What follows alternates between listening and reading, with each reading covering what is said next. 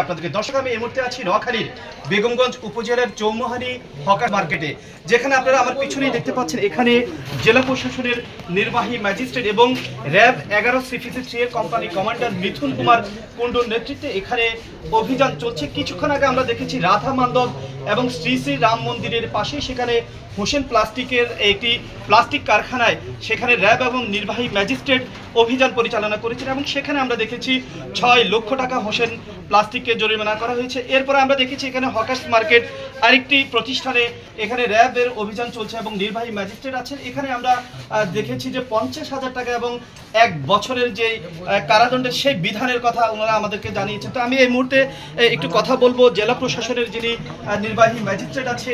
আমরা দেখছেন খাল উদ্ধার থেকে শুরু করে অবৈধ স্থাপনার বিরুদ্ধে যারা অবৈধভাবে পরিবেশের ক্ষতি করে পলিথিন উৎপাদন করছে, বিপণন করছে এবং যারা মজুত করছে তাদের বিরুদ্ধে আমাদের অভিযান পরিচালিত হচ্ছে।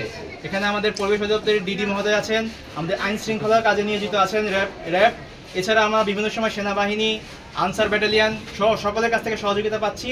তাদের সকলের সহযোগিতায় আমাদের এই অভিযানগুলো অব্যাহত থাকবে। কোনো অপরাধীকেই এক বিন্দু ছাড় দেওয়া হবে না। আমি গতকালকেও এই বিষয়টি বলেছিলাম, আবারও আমি বলছি, অপরাধী যে অপরাধী তার কোনো পরিচয় এখানে গুরুত্বপূর্ণ নয়। যারা পরিবেশের ভারসাম্য নষ্ট করে এই পলিথিন উৎপাদন করে এবং রাতের বেলা এখানে এসে মজুত করে তাদের বিরুদ্ধে আমাদের অভিযান অব্যাহত থাকবে। তাদেরকে যথোপযুক্ত শাস্তির আওতায় আমরা অবশ্যই আনব। এই বিষয়ে জেলা প্রশাসন বদ্ধপরিকর। তারা অপরাধ দূরীকরণের ক্ষেত্রে তারা জিরো টলারেন্স নীতি পোষণ করছেন এবং তারা বলছেন পরিবেশ যারাই নষ্ট করবেন সেক্ষেত্রে তারা জিরো টলারেন্স নীতি ধারণ করবেন এবং অপরাধীদের তারা বিচার করবেন। দর্শক, এই বিষয়ে সকাল থেকে এই চৌমুহানি বাজারের বিভিন্ন প্লাস্টিক কারখানাগুলোতে র্যাব 11 CPC-3 এর পক্ষ থেকে অভিযান পরিচালনা করছে এবং র্যাব 11 CPC-3 এর যিনি কোম্পানি কমান্ডার আছেন মিথুন কুমার কুণ্ডু, আমি ওনার সাথে কথা বলেছি। উনি জানিয়েছেন যে গোপন সংবাদের ভিত্তিতে বিভিন্ন দীর্ঘদিন থেকে তারা এটি ফলো করছেন এবং আজ সকাল থেকেই কিন্তু তারা অভিযান পরিচালনা করছেন। এই বিষয়ে আমার সাথে আছেন র্যাব 11 CPC-3 এর কোম্পানি কমান্ডার মিথুন কুমার কুণ্ডু। দর্শক, আমরা চলে যাচ্ছি তার কাছে। আমরা দেখতে পাচ্ছি আপনারা এখানে সকাল থেকে এবং আমাকে জানিয়েছেন দীর্ঘদিন থেকে কিন্তু আপনারা বিষয়টি লক্ষ্য রাখছেন এবং একটা মুহূর্তে আজ সকাল থেকেই কিন্তু এই প্রতিষ্ঠানগুলোতে আপনাদের অভিযান পরিচালিত হয়েছে। আমরা আসলে বিস্তারিত জানতে চাচ্ছি কয়টা প্রতিষ্ঠানে অভিযান করেছেন এবং আপনাদের নীতিটা আমরা শুনতে চাচ্ছি আপনাদের অভিযান। ধন্যবাদ।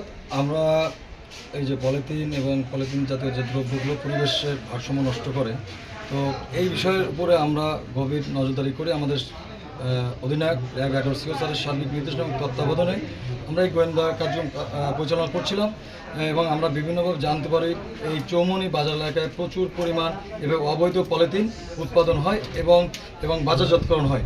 তো সেই তথ্যের ভিত্তিতে আমরা আজ সকালে তথ্য জানতে পারি যে চৌমুহানি বাজার এলাকায় হকার্স মার্কেট এবং হোসেন প্লাস্টিক এই দুইটা জায়গায় প্রচুর পরিমাণ পলিথিন আছে এবং পলিথিন জাতীয় যে তৈরির যে কাঁচামাল আছে। সাথে সাথে আমরা এই বিষয়টি নিয়ে আমাদের জেলা প্রশাসন এবং পরিবেশ অধিদপ্তরের উপপরিচালক মহোদয়ের সাথে আলোচনা সাপেক্ষে আমরা এই পরিচালনা করি এবং আপনারা দেখতেই পাচ্ছেন যে প্রচুর পরিমাণে যে পলিথিন পেয়েছি এবং এই কার্যক্রম আমাদের চলমান থাকে। জানাচ্ছিলেন এবং জেলা প্রশাসনের নির্বাহী ম্যাজিস্ট্রেট এখানে আছেন পরিবেশ অধিদপ্তরের পরিচালক।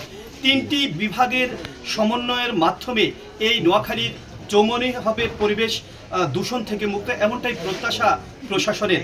আমরাও তাদের সাথে কাঁধে কাঁধ মিলিয়ে বলতে চাই বাংলাদেশ হোক একটি পরিবেশ আমলে ঘেরা একটি সুন্দর সুশৃঙ্খল একটি দেশ, এমনটাই প্রত্যাশা নোয়াখালীর চৌমুহানির জেলাবাসীর। নোয়াখালীর চৌমুহানি থেকে সাইফুর রহমান রাসেল।